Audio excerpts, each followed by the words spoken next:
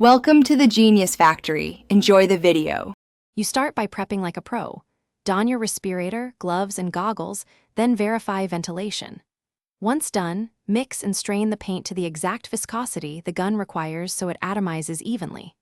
Next, connect the air and fluid lines and set the compressor to the manufacturer-recommended PSI. 2 high burns edges, 2 low causes spits. Now make a few short passes on cardboard to confirm spray pattern and flow, adjusting fluid or air knobs until the fan and atomization look right. You'll now develop a controlled, consistent technique.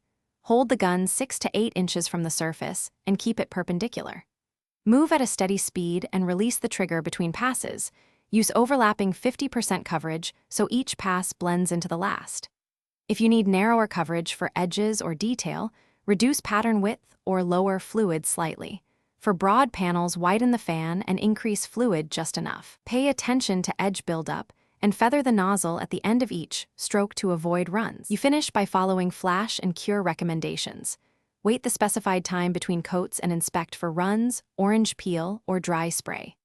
Once done, flush the gun with the correct solvent until clear, then disassemble and clean needle, nozzle, and air cap thoroughly to prevent clogs. If finish problems appear, check 3 things: paint viscosity first, then air pressure, and finally nozzle wear or damage. Correcting any of these typically restores a smooth, even finish and prevents recurring defects. Thanks for watching. If you found this helpful, don't forget to like and subscribe.